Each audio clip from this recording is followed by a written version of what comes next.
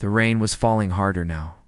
Officer James Whitmore stood perfectly still outside Buckingham Palace, his red uniform soaked through. His face showed nothing. That was the training. That was the job. But inside his mind was racing. Because 20 minutes ago, he had seen something he was never supposed to see. It happened during the changing of the guard. The crowds were thick that day, tourists from everywhere pushing forward with cameras and phones. James was stationed near the side entrance, the one the family used when they wanted to avoid attention. He wasn't supposed to look. He wasn't supposed to notice. But he did. Princess Eugenie and Princess Beatrice had walked past him. They were leaving through the private gate, heads down, moving quickly. And then it happened. Eugenie glanced back at the palace. Just for a second. Her face was tight, worried. Beatrice caught her sister's eye. And in that single moment, they exchanged a look. It was the kind of look that said everything without words. Fear, confusion, something was wrong. James had served the royal family for 6 years. He had seen them laugh, argue, celebrate. He knew their faces. He knew when something was off. And this was off. Before we continue, if you love stories like this, real moments that make you feel something deep inside, hit that subscribe button. You won't regret it. Now, back to what happened next. The sisters disappeared into a black car. The driver pulled away fast, too fast. James stayed frozen in position, but his heart was pounding. He told himself it was nothing. Maybe they were late. Maybe they had an argument. Royal families were like any other family, right? But the look stayed with him. 2 hours later, his shift ended. James walked to the guard station, peeling off his heavy coat.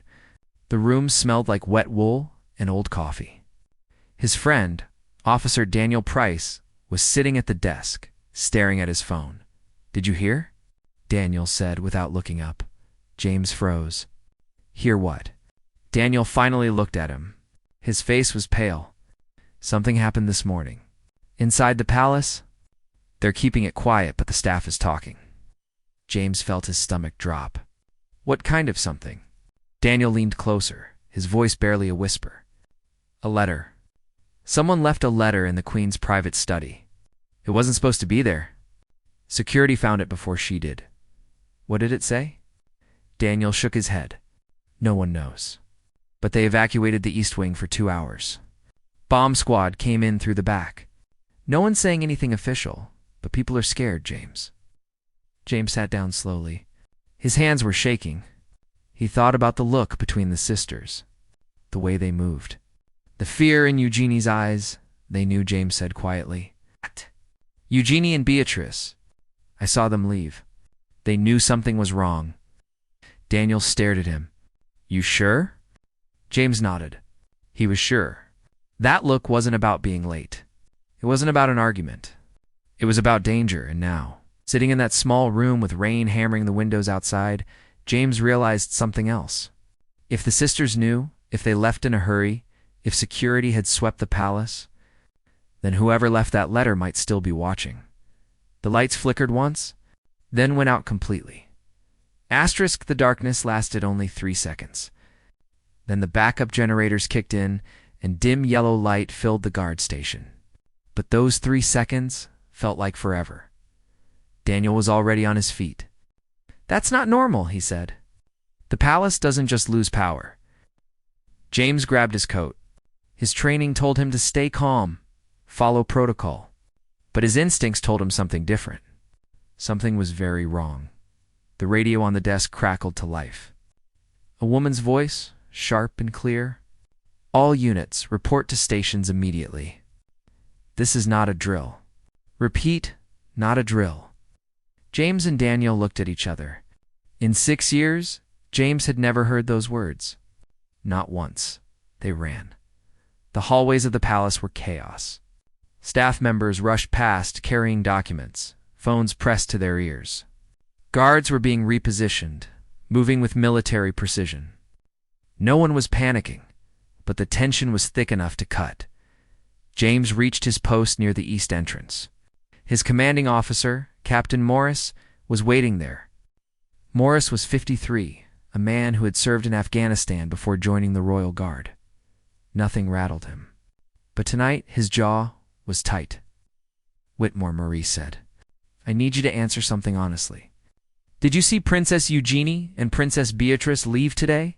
James felt ice in his veins. "Yes, sir. Around 2 o'clock. Did they seem normal to you?"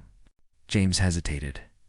Lying to a superior officer was a career-ending move, but telling the truth might be worse. He thought about that look between the sisters. The fear. "No, sir," James said quietly. "They seemed afraid." Morris closed his eyes for a moment. When he opened them, there was something new there. Worry. "The letter that was found this morning," Maurice said, his voice low, "it mentioned the princesses by name. It said they would be the first." Oh. The first. James felt his stomach twist. "The first what, sir?" Maurice didn't answer. Instead, he pulled out his phone and showed James a photo. It was a screenshot of the letter, probably taken by a security analyst. The handwriting was neat, careful. The words were in English, but something about them felt foreign, translated. "The daughters of York will fall before the crown does. This is only the beginning. Watch them closely. They are already marked." James read it twice. His hands were cold. "Who sent this?" he asked. "We don't know," Morris said. "No fingerprints. No DNA.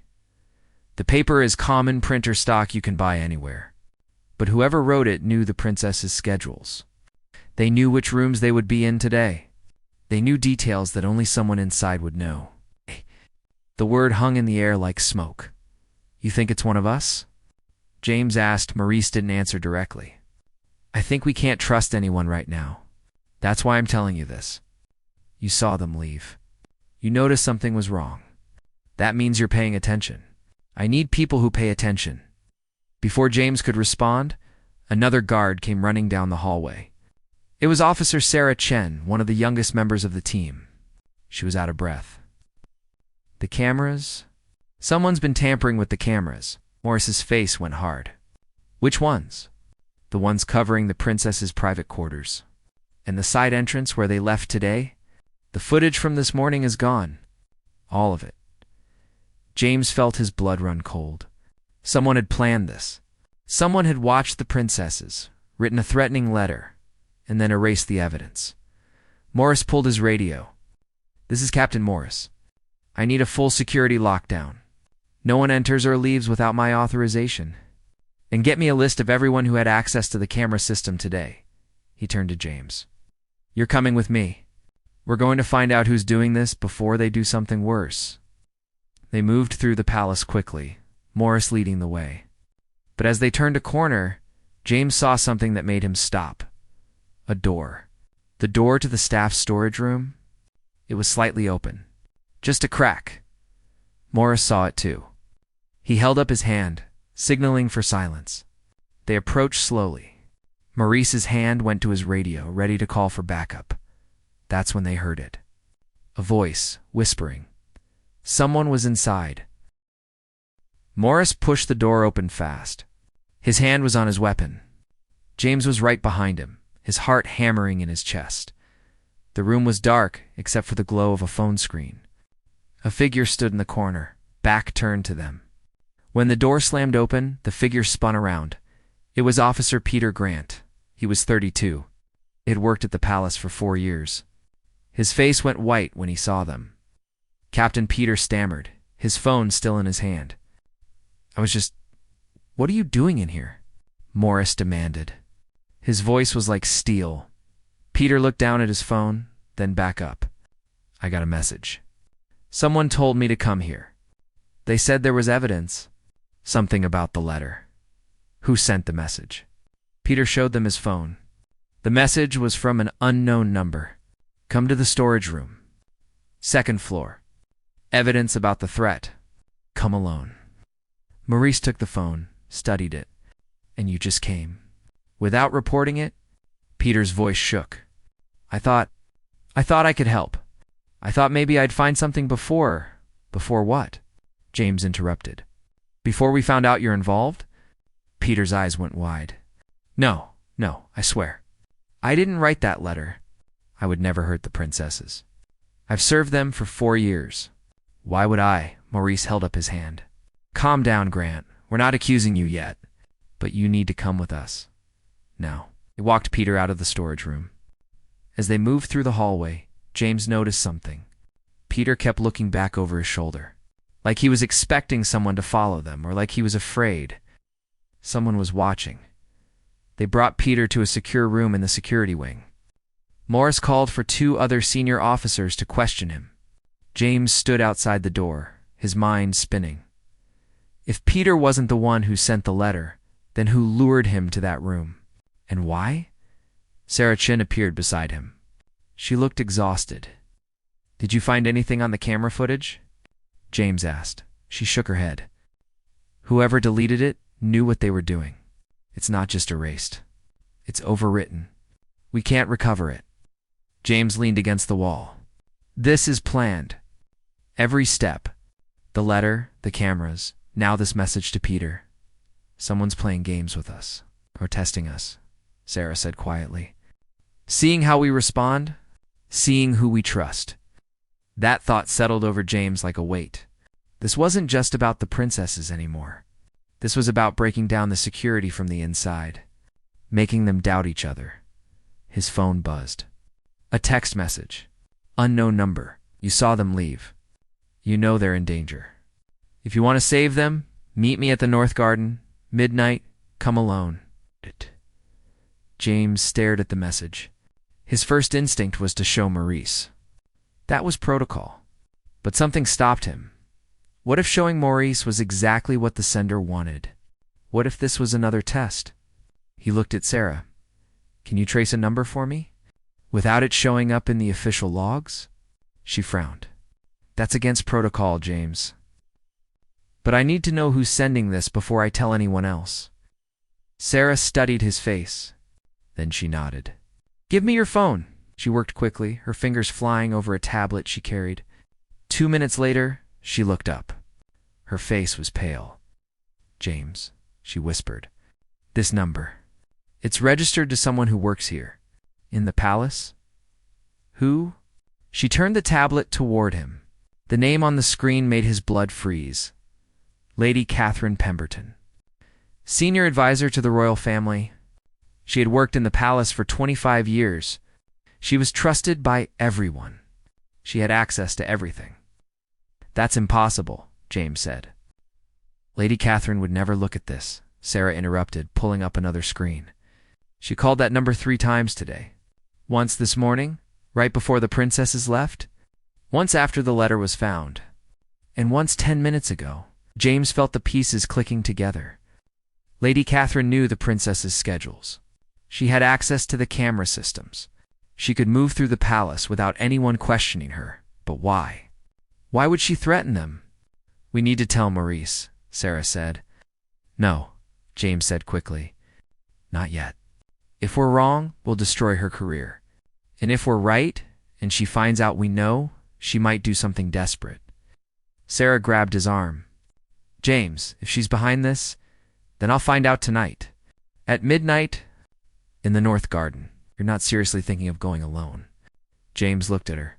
The message said, come alone. If I bring backup, and she sees, we might lose our only chance to stop her. Or you might end up dead, Sarah shot back. James didn't have an answer for that, because she was right. If Lady Catherine was willing to threaten the princesses, she wouldn't hesitate to hurt a guard who got in her way. But if he didn't go, princesses might not survive the night. The hours crawled by. James tried to act normal, but his mind was elsewhere. At 11:45, he put on his coat and slipped out of the security wing. The palace was quiet now. Most of the staff had gone home. Only essential personnel remained. The North Garden was dark. Shadows from the trees stretched across the path like reaching fingers. James walked slowly, every sense on alert. At exactly midnight, he heard footsteps behind him. He turned, but it wasn't Lady Catherine standing there. It was Princess Beatrice. She stood there in civilian clothes, a dark coat pulled tight around her. No security, no escort. Just her, alone in the garden. James felt his world tilt. "Your Royal Highness," he stammered, immediately bowing. "You shouldn't be here. It's not safe." Beatrice held up her hand. Her face was calm, but her eyes were sharp, calculating. "Officer Whitmore, you received a message tonight from Lady Catherine's phone. It wasn't a question. It was a statement." James didn't know what to say. His mind raced. How did she know? Why was she here? "I need you to listen very carefully," Beatrice said, stepping closer, "because what I'm about to tell you could get us both killed." The wind picked up, rustling the leaves. James stayed silent, waiting. "Lady Catherine isn't behind the threats," Beatrice continued. "She's helping us. She sent you that message because we needed someone we could trust. Someone who pays attention. And you noticed, didn't you? When Eugenie and I left today, you saw the look we exchanged?" James nodded slowly. "I did. That's why you're here. Because you see things others miss." "But the letter," James said. "The cameras. Someone is threatening you," as Beatrice said. "But it's not Lady Catherine. It's someone much more dangerous. Someone inside the family." The words hit James like a punch. "Inside the family who?" he whispered. Beatrice looked around, making sure they were alone. 3 months ago, Eugenie discovered something. Financial records. Transfers of money from the Royal Trust to offshore accounts. Millions of pounds. Gone. Vanished. James felt cold. "Who took it?" "We don't know for certain. But the transfers were authorized by someone with high-level access. Someone who could move money without raising flags. When Eugenie started asking questions, that's when the threats began. Why didn't you go to the police?" "2. M.I. Wu." Beatrice's laugh was bitter. "Because we don't know who we can trust. If someone in the family is stealing, they have allies. People protecting them. Going public would destroy the monarchy.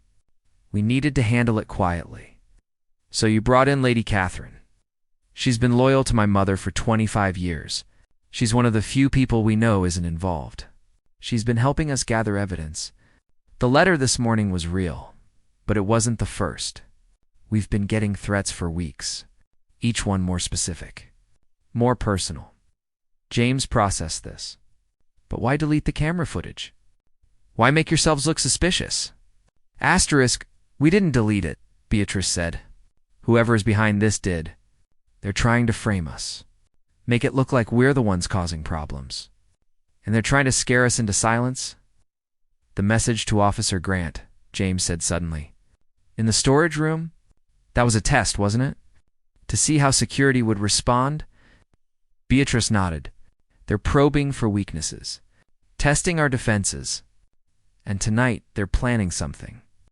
"Something big? How do you know?" Beatrice pulled out her phone and showed him a message. It was sent to her private number, which almost no one had. The words were simple, chilling. "Tonight, one of you dies. Choose wisely." James felt his stomach drop. "We need to get you somewhere safe.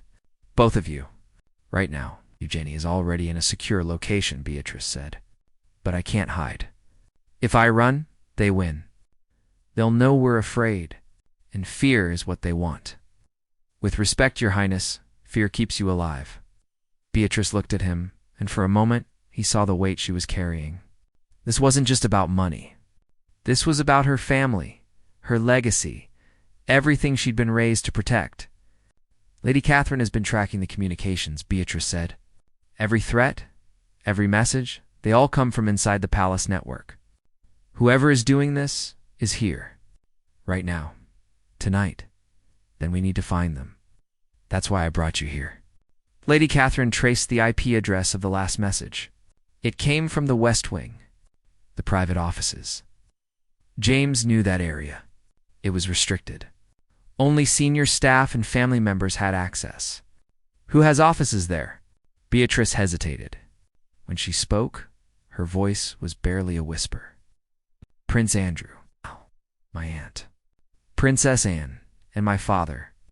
The silence that followed was deafening. James didn't want to believe it. The idea that someone that close to the throne could threaten their own family was unthinkable. But money made people do terrible things. Power made them do worse. "What do you need me to do?" James asked. "Lady Catherine is in the security center. She's monitoring the network. If someone sends another message, she'll pinpoint the exact location. But we need someone to go there. Someone who can move through the palace without raising suspicion. A guard. And do what when I find them?" Beatrice met his eyes. "Get proof. A photo, a recording, anything we can use. Because without proof, it's just our word against theirs. And in this family, blood doesn't always protect you. Sometimes it condemns you." James understood. If they accused the wrong person without evidence, it would be the end of everything. For Beatrice, for Eugenie, maybe even for the monarchy itself. "I'll do it," he said. Beatrice pulled a small earpiece from her pocket. "Take this. Lady Catherine will guide you. The moment she detects activity, she'll tell you where to go." James took the earpiece, fitted it into his ear. He heard a soft click, then Lady Catherine's voice. "Officer Whitmore? Can you hear me?" "Yes, ma'am." "Good, move to the west wing. 3rd floor. Wait by the stairwell. And Whitmore, be careful. Whoever is doing this, they've already proven they're willing to hurt people to keep their secrets." James looked at Beatrice one more time. She nodded, and then she disappeared into the shadows, leaving him alone in the garden. He walked back toward the palace, his heart pounding. The building loomed above him, beautiful and ancient and full of secrets. Somewhere inside, someone was preparing to kill, and James was walking straight into their path. The West Wing at night was a different world. The grand hallways that bustled with staff during the day were now empty, lit only by dim security lights. James's footsteps echoed on the marble floors. Every shadow seemed to move. He reached the 3rd floor and positioned himself by the stairwell, just as Lady Catherine had instructed. From here he could see 3 office doors, all closed. "All dark?" Lady Catherine's voice crackled in his ear. "I'm monitoring the network now. If anyone logs in or sends a message, you'll know within seconds." James waited. 1 minute. 2 minutes, 5. His legs were starting to ache when Lady Catherine spoke again. "I've got something. Someone just accessed the secure server. They're logged in from office 304.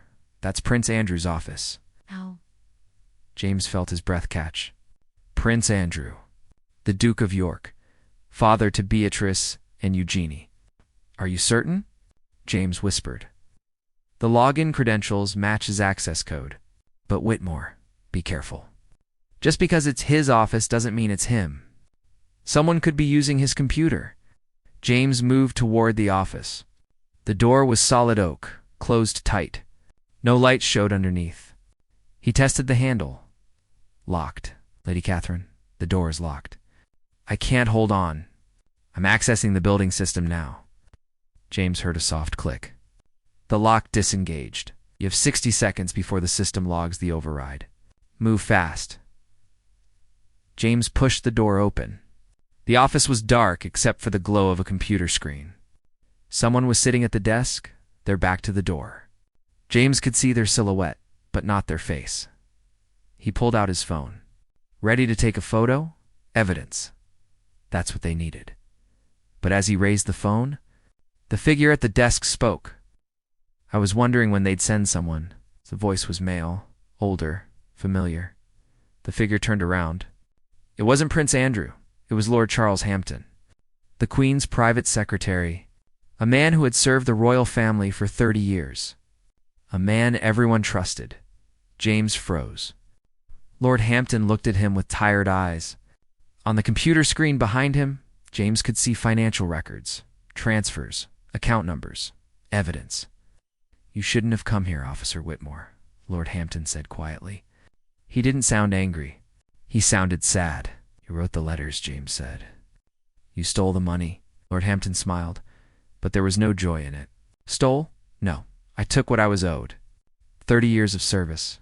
30 years of watching them waste millions on parties and palaces while people starve in the streets. Do you know how much the royal family costs this country? Over 100 million pounds a year. For what? To smile and wave? That doesn't give you the right to threaten them. Threaten. Lord Hampton laughed. I wasn't going to hurt them. I just needed them to stop asking questions. Stop digging. The money was already moved. Hidden. In 6 months, I would have retired quietly. No one would have ever known, but they found out. Eugenie found irregularities in the trust accounts. She's too smart for her own good. She started asking questions I couldn't answer, so I tried to scare her. Make her think twice about pushing further. He paused. But she didn't scare easily. Neither did Beatrice.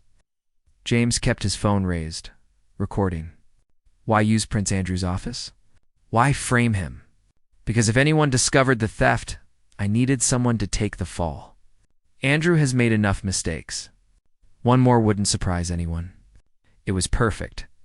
Lady Catherine's voice crackled in James's ear. Whitmore, get out now. He's not alone. James heard footsteps in the hallway behind him. He spun around just as 2 men entered the office.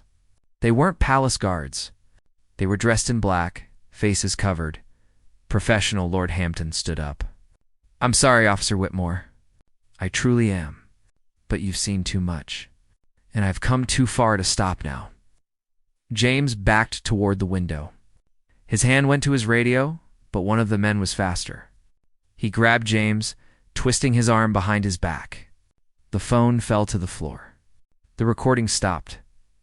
What are you going to do? James demanded. Kill me? Here? In the palace? An accident, Lord Hampton said calmly. You fell from the window. Tragic. A dedicated guard who worked too hard suffered from stress. These things happen.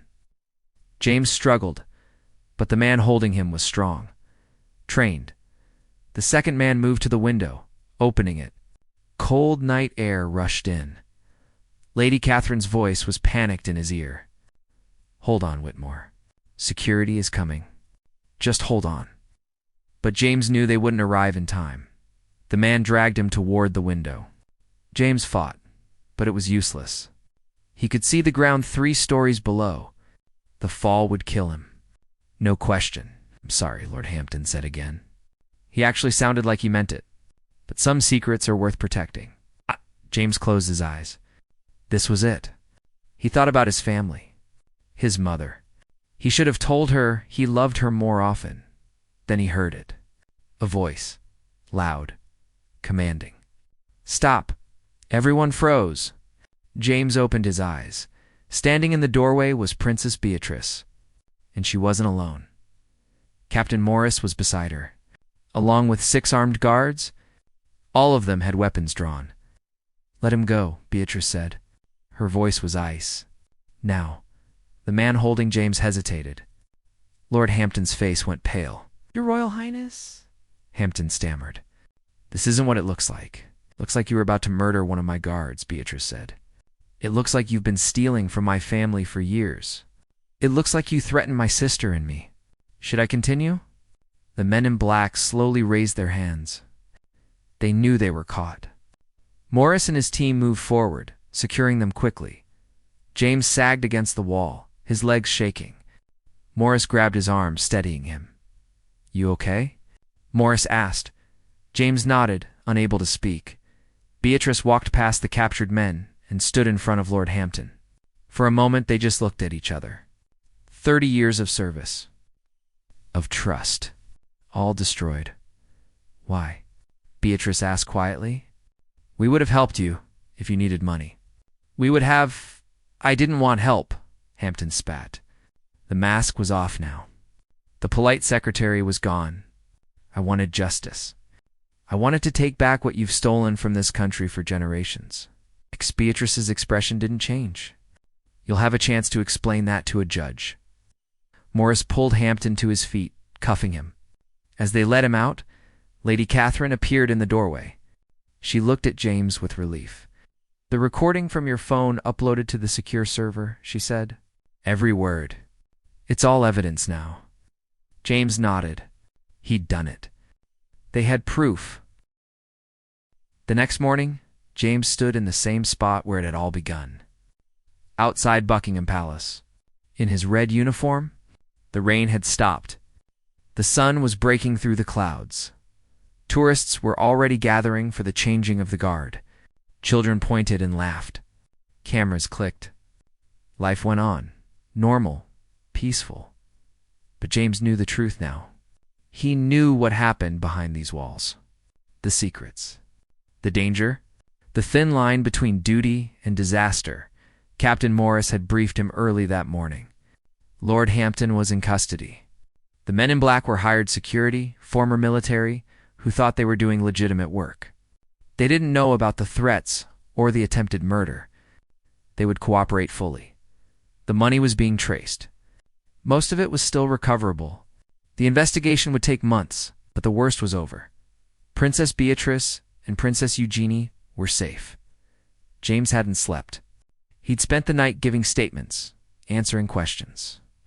Lady Catherine had thanked him personally, told him he'd saved lives, told him the royal family wouldn't forget what he'd done, but they also made it clear. This story could never go public. Not the theft, not the threats, not the near murder of a palace guard. The monarchy couldn't survive that kind of scandal, so it would be buried. Locked away. A secret among secrets, James understood. That was the job. Protect the family. No matter what, around noon, he was called to a private meeting. He expected Captain Maurice. Maybe Lady Catherine again? Instead, Princess Beatrice and Princess Eugenie were waiting for him in a small receiving room. James bowed immediately. Your Royal Highnesses. Please, Beatrice said. Sit. We don't have much time, but we wanted to speak with you before everything becomes official. James sat, uncomfortable in the elegant room. The sisters looked tired, but there was something else in their faces now. Relief, safety. What you did last night, Eugenie began. We can never publicly thank you. You'll never receive a medal or recognition, but we wanted you to know that you saved our lives. James shook his head. I was just doing my job, no, Beatrice said firmly. You went beyond your job. You noticed something everyone else missed. You trusted your instincts, and when it mattered most, you were willing to risk everything. She reached into her pocket and pulled out something small. A coin. It looked old, worn. There was a royal crest on one side. This belonged to our grandfather, Beatrice said, handing it to James. He gave it to guards who showed exceptional courage. There are only 12 in existence. Now 13. James took the coin. It was heavier than he expected. Keep it with you, Eugenie said. And know that whenever you look at it, there are 2 people in this world who owe you everything.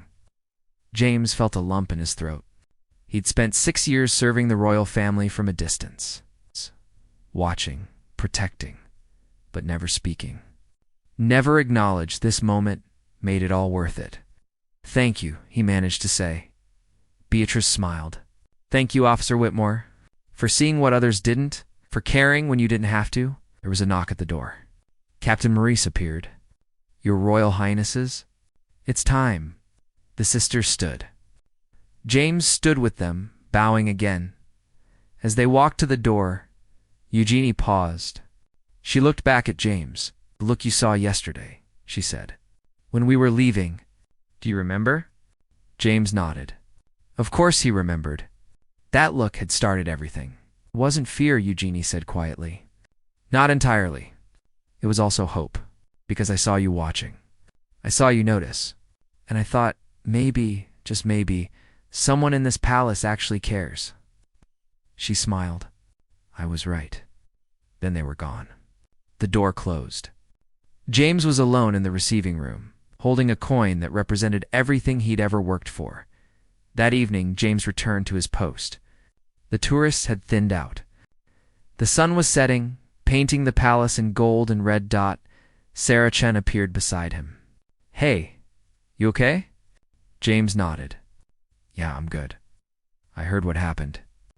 Everyone's talking about it. Or trying to talk about it. No one seems to have the full story. They never will, James said. Sarah looked at him. Was it worth it? Almost dying for them? James thought about that question. About Lord Hampton's words. About the cost of the monarchy, about whether any of this mattered. Then he thought about the look between the sisters, the fear that became hope, the moment they realized someone was watching, someone who cared. "Yeah," James said finally. "It was worth it." Sarah smiled. "You're a good man, Whitmore. Don't let this place make you forget that." She walked away, leaving James alone with his thoughts. The palace lights came on as darkness fell. Buckingham Palace at night was beautiful, majestic, a symbol of history and tradition and everything Britain had been for centuries. But now when James looked at it, he saw something else too. He saw the people inside, flawed, human, vulnerable, and he saw himself. A guard, a protector, someone who noticed the small moments that mattered. 3 months later, James was promoted. Nothing public, nothing announced. But suddenly he was assigned to the personal security detail for Princess Beatrice and Princess Eugenie. Close protection, the highest honor a royal guard could receive. He never spoke about what happened that night. Neither did they. But sometimes, when James was standing post and the sisters walked past, they would catch his eye. Just for a moment, and in that moment, there was an understanding. A silent thank you. A memory shared between people who had survived something together. James kept the coin in his pocket always. On hard days, when he questioned why he did this job, he would touch it, feel its weight. Remember, some moments change everything. Some looks speak louder than words. And sometimes the smallest act of paying attention can save a life. James had spent 6 years learning to stand still, to show nothing, to be invisible. But that day in the rain, 2 sisters exchanged a look they thought no one noticed. James had been watching, and that made all the difference. The tourists still came. The cameras still clicked. The palace still stood unchanged and unchanging. But inside, everyone knew. The guard in the red uniform wasn't just standing there. He was seeing everything, and that was exactly how it should be.